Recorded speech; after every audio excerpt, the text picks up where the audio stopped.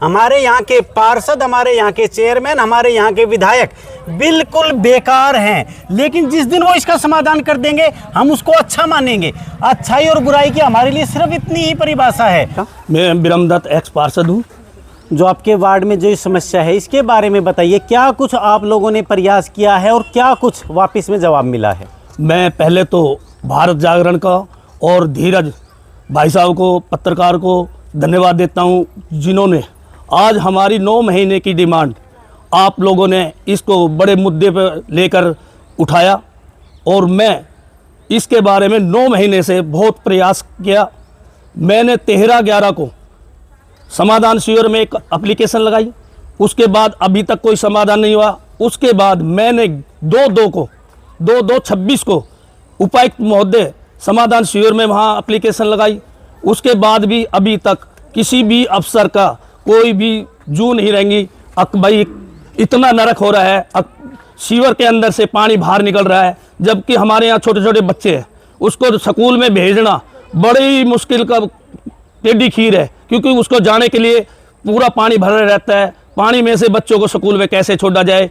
तीसरा, अगर हमारा कोई डिलीवरी केस हो जाता है तो भोड़ा रोड पे बिल्कुल उसका सीवर का एक ढक्कन हटाकर वो ढक्कन लगा हटाकर और एक गड्ढा किया जा रहा है। अगर हमारी माता बहनों को किसी का डिलीवरी केस हो तो उससे निकलना भी महाभारत हो जाता है, क्योंकि वो बिल्कुल बीच के अंदर आता है और यहाँ का पानी उठाकर उन्होंने टेम्परेरी काम कर रखा है।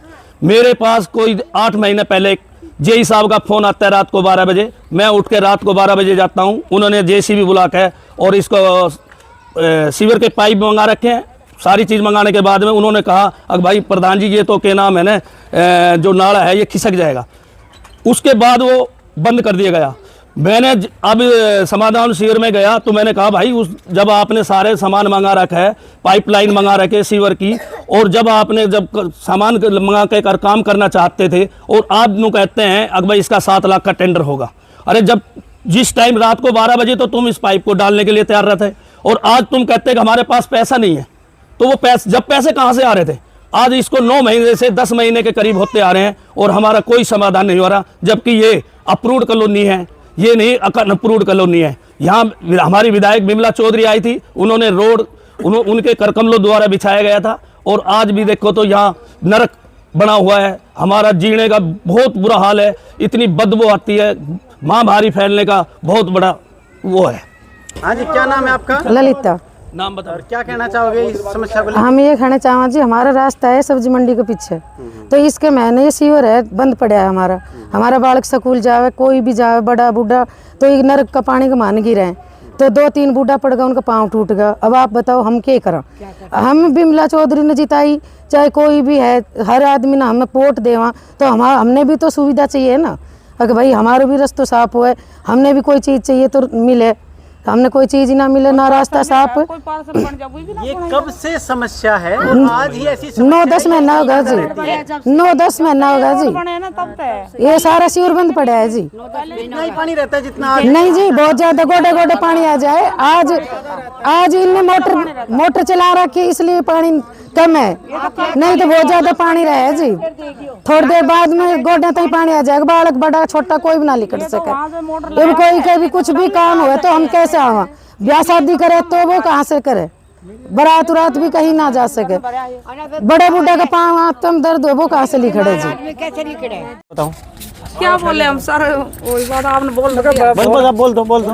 हम तो यही कहना चाहते हैं जी, ये गली का समाधान होना चाहिए, ठीक होना चाहिए। पाइप दोबारा बिछा दो, बड़े पाइप बिछा दो, अगर नहीं हो रहा तो बस यही कहना चाहते हैं हम तो। रास्ता बहुत गंदा है, हम परेशान हो रहे हैं, रात दिन लिकड़ा नहीं जावे। या किसी ने लैट्रिन का पाइप दे रखे, कुछ कर रहा है, गंद के में आके लिकड़ना पड़ रहा है। हमने तो बहुत परेशान हो रहे हैं हम तो। नाम है आपका? मेरा नाम है श्री कृष्ण सैनी जी। क्या कुछ कहना चाहेंगे समस्या को? मैं कहूँगा ये समस्या बहुत पुरानी है। और नंबर 2, ये मंदिर के साथ ही श्रद्धालु जाते हैं, लेडीज जाती है, जेंट्स जैसे होता है भाई सुबह शाम मंदिर आना जाना, उन्हें बहुत भारी दिक्कत है, विशेषकर औरतों को। अरे मैं तो हमारा तो ये अपील है, इसको शीघ्र ठीक किया जाए, बस इतना ही मैं कहना चाहता हूँ। नमस्कार, मैं धीरज शर्मा भारत जागरण में आपका स्वागत करता हूं एक बार फिर जनहित के मुद्दों के साथ। पटौदी सब्जी मंडी के पीछे वार्ड नंबर 12 में हम मौजूद हैं, जहां पर बहुत लंबे समय से जो सीवर की समस्या है, घरों में सीवर का पानी पहुंच रहा है, गलियों में सीवर का पानी भरा हुआ है, लोगों के मकानों में सीवर का पानी भरा हुआ है और वो एक नरकीय जीवन जीने के लिए मजबूर हैं। और मैं इसका कोई कारण, माफ़ी चाहूँगा, मैं इसका कोई कारण नहीं जानना चाहूँगा। इसका कोई कारण हो ही नहीं सकता है। आपकी नीयत में खोट है।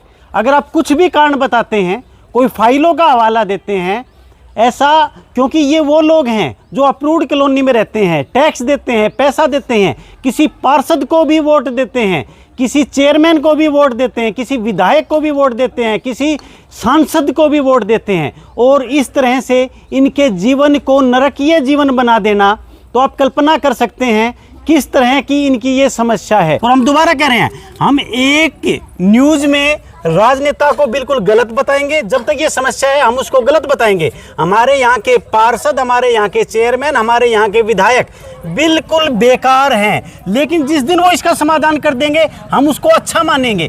अच्छाई और बुराई की हमारे लिए सिर्फ इतनी ही परिभाषा है, जब तक ये समस्या है हम उसको बुरा कहेंगे, और जिस दिन इसका समाधान कर दिया गया वो हमारे लिए अच्छे हो जाएंगे।